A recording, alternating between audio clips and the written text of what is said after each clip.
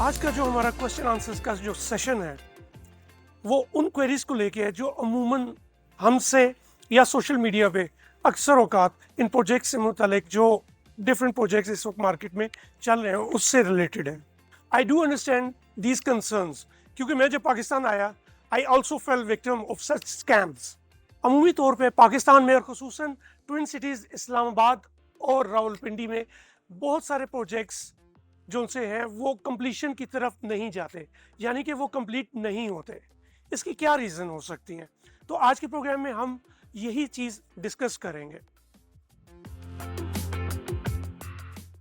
अक्सर प्रोजेक्ट्स क्यों कंप्लीशन की तरफ नहीं जाते, उसके पीछे काफ़ी सारी रीजंस हैं, like lack of planning, specially management skills, और जो सबसे ज़्यादा जिस पे ध्यान देने वाली बात होती है वो फाइनेंशियल प्लानिंग है। किसी किस्म की कोई प्रॉपर फाइनेंशियल प्लानिंग नहीं की जाती।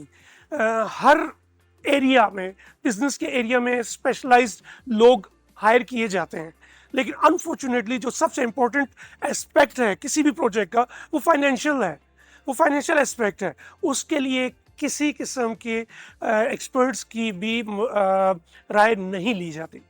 इसकी वजह lack of capabilities, lack of resources. ये रिसोर्सेज टेक्निकल रिसोर्सेज भी हो सकते हैं, ये रिसोर्सेज फाइनेंशियल रिसोर्सेज भी हो सकते हैं, और ये चीज़ जो सी है ये लैक ऑफ कैपेबिलिटीज़ भी हो सकते हैं।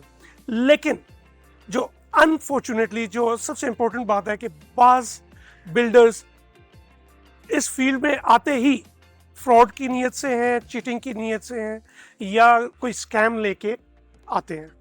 इसमें सबसे बड़ी रीज़न लैक ऑफ प्लानिंग की है। किसी किस्म की कोई प्लानिंग नहीं है। जस्ट दो चार दोस्त यार मिल के बैठे, कोई किसी इन्वेस्टर को पकड़ा और विदाउट प्रॉपर प्लानिंग ये प्रोजेक्ट लॉन्च कर देते हैं। लैक ऑफ मैनेजमेंट, और स्पेशली फाइनेंशियल मैनेजमेंट का दूर दूर तक कोई सिलसिला नज़र ही नहीं आता, क्योंकि अक्सर औकात आप देखें कि जितने भी हमारे यहाँ स्पेशली रावलपिंडी इस्लामाबाद में जो प्रोजेक्ट्स फेल हुए हैं वो लैक ऑफ फाइनेंशियल मैनेजमेंट की वजह से फेल हुए हैं। फॉर एग्जांपल, मैं आपको एग्जांपल देता हूँ। आजकल हर जगह पे जो पिछले 1-2 साल या 3 सालों में लोगों को बेवकूफ़ बनाया गया, उसके पीछे सबसे ज़्यादा जो कह लें फैक्टर इन्वॉल्व था वो ROI था, कि इतने एग्जैचुरेटेड ROIs, यानी आप जो इन्वेस्टमेंट कर रहे हैं 1% उसके ऊपर आपको मंथली ROI दिया जा रहा है 1.5-2%।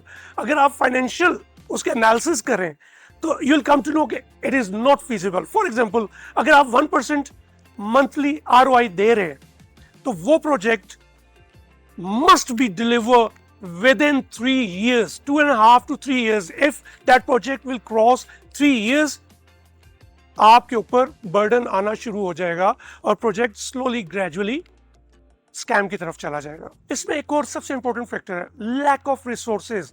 अब रिसोर्सेज मैंने जैसे पहले जिक्र किया कि रिसोर्सेज में आपके फाइनेंशियल रिसोर्सेज भी हो सकते हैं, आपके टेक्निकल रिसोर्सेज भी हो सकते हैं, और आपकी कैपेसिटी इश्यूज भी हो सकते हैं।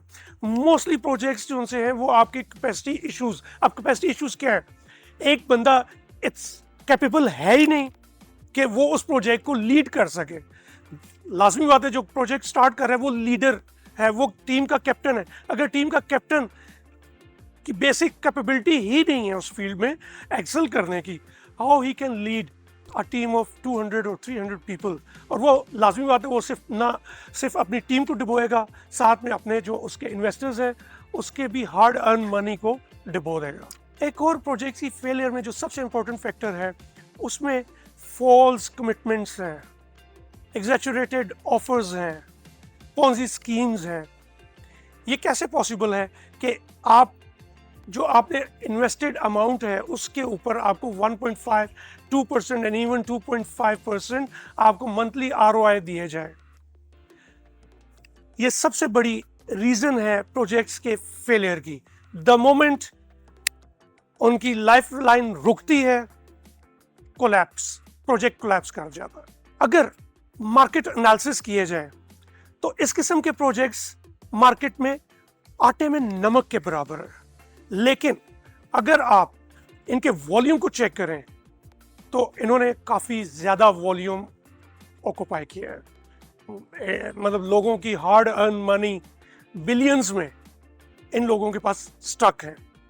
उसकी रीज़न ये है कि जब आप कमिटमेंट करते हैं कि आप इनके ऊपर रेंटल देंगे, आप उनकी इन्वेस्टेड मनी के ऊपर, वो रेंटल 1.5 2 2.5 एक सर्टन लिमिट तक तो वो इसको बेयर करते हैं। द मोमेंट मार्केट में स्लम आ गया, due to any other reason आपकी सेल्स पे इफेक्ट आया, कंपनी कोलैप्स।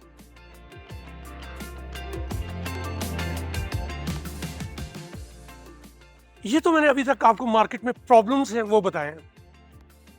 लोग अक्सर हमसे इसका सलूशन पूछते हैं, तो मैं आपको इसका सलूशन भी बताता चलूं कि जहां कहीं पे भी जो भी मैंने जिक्र किया कि अनरियलिस्टिक पिक्चर्स, अनरियलिस्टिक प्रॉफिट दिए जाते हैं, जहां कहीं पे भी आपको इस किस्म के कैची स्कीम्स नज़र आए जहाँ पे बहुत ज़्यादा आपको लालच दिया जाए कि 1.5 2% 3% इतने इन्वेस्ट करो और इतने ले लो, प्लीज़ उसके ऊपर क्रॉस लगा दें। आपने उस तरफ देखना भी नहीं है। मैं आपको आगे बताता चलूं कि जब भी आप इन्वेस्टमेंट का प्रोग्राम बनाएं, do select a reputable builder. Second, history ज़रूर चेक करें। थर्ड, जब आप बिल्डर सेलेक्ट कर लें, आप उसकी हिस्ट्री चेक कर लें। उसके बाद जिस प्रोजेक्ट पे आप इन्वेस्टमेंट करने जा रहे हैं उसकी डॉक्यूमेंट्स को स्क्रूटनाइज कर लें, देख लें कि प्लॉट क्लियर है, अगर इंस्टॉलमेंट पे है तो how much he already paid. अगर प्लॉट इंस्टॉलमेंट पे है, प्लॉट इंस्टॉलमेंट्स क्लियर है, सब कुछ क्लियर है, देख लें कि प्लॉट किस प्रोजेक्ट के नाम पे है या किसी इंडिविजुअल के नाम पे। ये चीज़ें लाजमी हर हाल में चेक करें।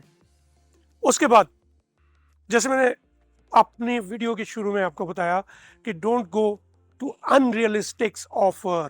जहां पे भी आपको अनरियलिस्टिक ऑफर नजर आए, please don't go.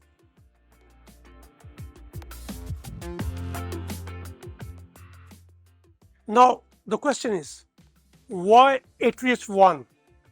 I will tell you why.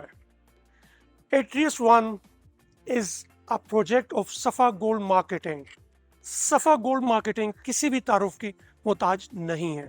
Safa Gold Marketing has well-deserved reputation in the market for setting the gold standard in the market in the field of luxury living. Out of those achievements, Safa Gold Mall is enjoying humongous success. Safa Gold Mall is a testament of our commitment toward the customer satisfaction. और यही same हमारी commitments हैं जो कि Atrius One को इस area का सबसे मुनफरद प्रोजेक्ट करार देती हैं।